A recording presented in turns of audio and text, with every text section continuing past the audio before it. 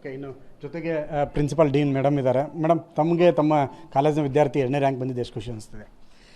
ನನಗೆ ಮಾತೇ ಬರ್ತಾ ಇಲ್ಲ, ಏನು ಹೇಳಬೇಕಂತಲೇ ಗೊತ್ತಾಗ್ತಾ ಇಲ್ಲ.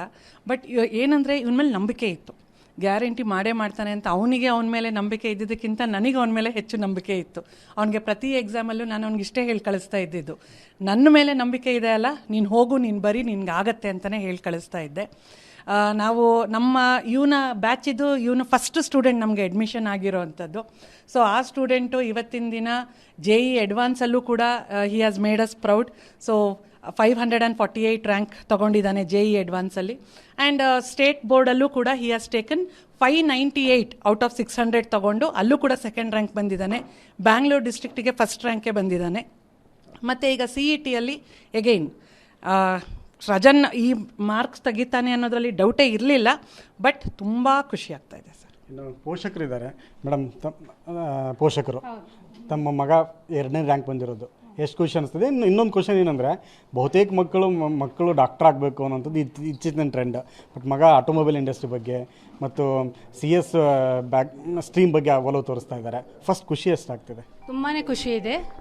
ನಾನು 10th ರ್ಯಾಂಕ್ ಒಳಗೆ ಎಕ್ಸ್ಪೆಕ್ಟ್ ಮಾಡ್ತಾ ಇದ್ದೆ. ಸೆಕೆಂಡ್ ಬಂದು ತುಂಬ ಖುಷಿ ಇದೆ. ಅವನ ಸಪೋರ್ಟ್, ಅವನ ಪರಿಶ್ರಮ, ಕಾಲೇಜ್ ಸಪೋರ್ಟ್ ಎಲ್ಲ ಚೆನ್ನಾಗಿತ್ತು, ಅದಕ್ಕೆ ತೆಗಿಯೋಕ್ಕಾಯ್ತು ಅಂತ. ಓಕೆ, ಈ SLC 9th 8th ಈ ಸ್ಟ್ಯಾಂಡರ್ಡಿಂದನೇ ಮಗ ಈ ಥರದ ರ್ಯಾಂಕ್ಗಳಲ್ಲಿ ಮುಂದೆ? SLCಯಲ್ಲೂ ಅವನು ಸ್ಕೂಲಿಗೆ ಟಾಪರ್. ICSE ಬೋರ್ಡ್ ಓದಿದ್ದು ಅವನು. ಆಗ ದೇಶಕ್ಕೆ 6th ರ್ಯಾಂಕ್ ಬಂದಿದ್ದು. ಆಗ್ಲಿಂದಲೂ ಅವನು ಓದ್ತಾ ಇದ್ದ. ಮಗನ ಬಗ್ಗೆ ಏನು ಕನಸಿದೆ? ಮಗ ಚೆನ್ನಾಗಿ ಇಂಜಿನಿಯರಿಂಗ್ ಫೀಲ್ಡಲ್ಲೇ ಹೋಗಿ ಮುಂದೆ ಚೆನ್ನಾಗಿ ಓದಿ ಸೆಟ್ಲ್ ಆಗಬೇಕು. ನೀವೇನು ಹೇಳ್ತೀರಿ ಸರ್? ನೀವೇನು ಮಾಡ್ತೀರಿ? ಫಸ್ಟ್ ನಾನು ಪ್ರೈವೇಟ್ ಕಂಪ್ನಿ ವರ್ಕ್ ಮಾಡ್ತಾ ಇದ್ದೀನಿ. ಮಾರ್ಕ್ಸ್ ತಂದಿದ್ದಾನೆ, ವೆರಿ ಗುಡ್. ಅದಕ್ಕೆ ಕಾಲೇಜ್ ಸಪೋರ್ಟು ಹಾಗೆ ಎಲ್ಲರ ಸಪೋರ್ಟ್ ಇದೆ. ತುಂಬ ಖುಷಿಯಾಗಿದೆ. ಮಗನ ಒಬ್ಬ ಇಂಜಿನಿಯರ್ ಆಗಿ ನೋಡ್ಬೇಕಂತ ಆಸೆನಾ, ಅಥವಾ ಒಬ್ಬ ರಿಸರ್ಚರ್ ಆಗಿ ಅಥವಾ ಒಬ್ಬ ಸಂಶೋಧಕನಾಗಿ ನೋಡೋದಕ್ಕೆ ಇಷ್ಟನಾ?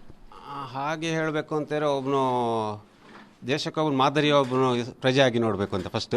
ಸೆಕೆಂಡ್ ಆಗಿ ಅಂತ ಹೇಳಿದ್ರೆ ಅವನು ಯಾವ ಫೀಲ್ಡ್ ಹೋಗ್ತಾನೆ ಅದ್ರ ಮೇಲೆ ಡಿಪೆಂಡ್. ಅವ್ರಿಗೆ ಯಾವುದು ಇಂಟ್ರೆಸ್ಟ್ ಇರ್ತದೆ ಅದ್ರ ಮೇಲೆ ಇದಾಗಿರ್ತದೆ.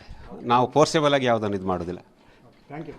ಇದು ಪೋಷಕರು ಮತ್ತು ಪ್ರಿನ್ಸಿಪಾಲ್ ಮತ್ತು ವಿದ್ಯಾರ್ಥಿಯ ಮಾತುಗಳು. ಕ್ಯಾಮರಾಮನ್ ಸಂದೇಶ್ ಜೊತೆಗೆ ವಿನಯ್ ಕುಮಾರ್, ಕಾಶ್ಮೀರ TV 9 ಬೆಂಗಳೂರು.